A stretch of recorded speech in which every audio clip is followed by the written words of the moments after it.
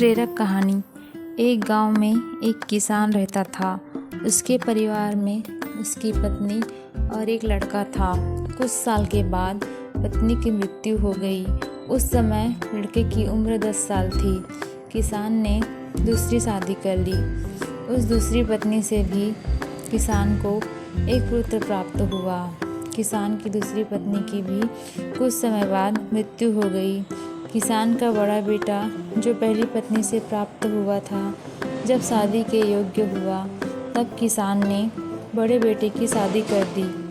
फिर किसान की भी कुछ समय बाद मृत्यु हो गई। किसान का छोटा बेटा जो दूसरी पत्नी से प्राप्त हुआ था और पहली पत्नी से प्राप्त पुत्र बड़ा लड़का दोनों साथ साथ रहते थे। कुछ समय बाद किसान के छोटे लड़के की तबीयत खराब रहने लगी।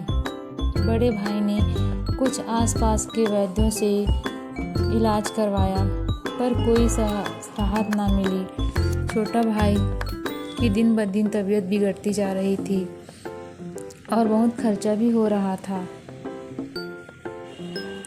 एक दिन बड़े भाई ने अपनी पत्नी की सलाह की, यदि ये छोटा भाई मर जाए तो हमें इसके इलाज के लिए पैसा खर्च नहीं करना पड़ेगा और ना ही जायदाद में आधा हिस्सा देना पड़ेगा।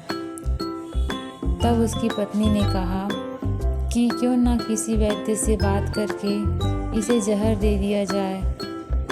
किसी को पता भी नहीं चलेगा, किसी रिश्तेदारी में भी कोई शक ना करेगा कि बीमारी से मृत्यु हो गई।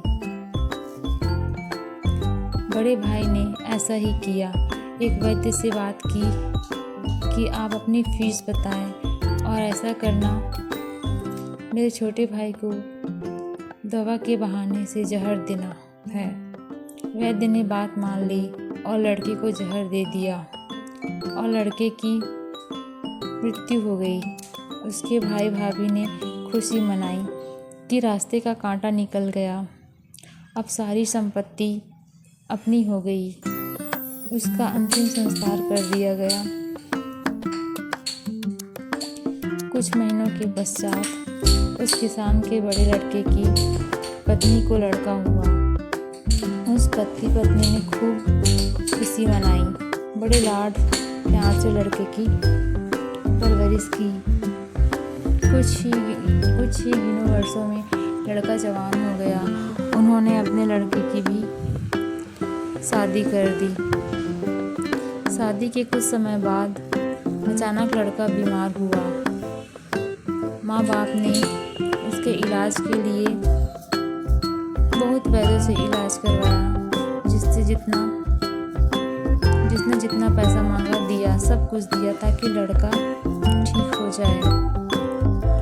अपने लड़के के इलाज में अपनी आधी संपत्ति तक बेच दी, पर लड़का बीमारी के कारण मरने की कगार पे आ गया था। शरीर इतना ज़्यादा कमज़ोर हो गया था कि अस्थि पंजर शेष रह गया था। एक दिन लड़के के चारपाई पर लेटा रखा था और उसका पिता साथ था बैठा अपने पुत्र की ये दयनीय हालत देख रहा था।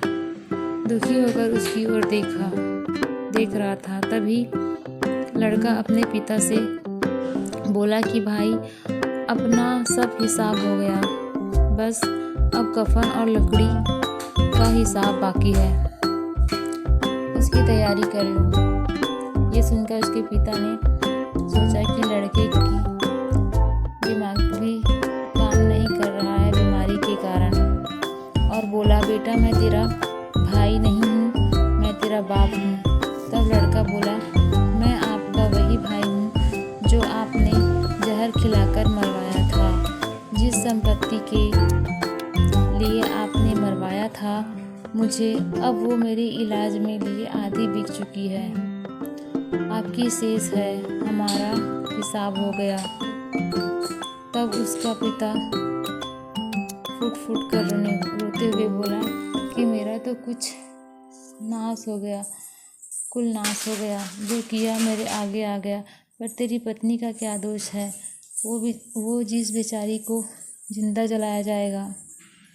उस समय सती प्रथा थी जिसमें पिता के मरने के बाद पत्नी को पति के साथ चिता में जलाया दिया जाता था। तब वो लड़का बोला कि वो वही वैद्य है जिसने मुझे जहर देकर जहर खिलाया था। तब उसके पिता ने कहा कि आपकी मृत्यु के 3 साल बाद वो मर गया था। तो लड़के ने कहा कि ये वही दुष्ट वैद्य है, आज मेरी पत्नी के रूप में है, मेरे मरने पर इसे जिंदा जलाया जाएगा। हमारा जीवन जो उतार चढ़ाव से भरा है, इसके पीछे हमारे अपने ही कर्म होते हैं। हम जैसा बोएंगे वैसा ही काटना पड़ेगा। कर्म का जो फल मिलता है आज नहीं तो कल मिलता है। जितना गहरा अधिक कुआं होगा उतना मीठा जल मिलता है। जीवन के कठिन प्रश्न का जीवन में ही हल मिलता है। बहुत बहुत धन्यवाद।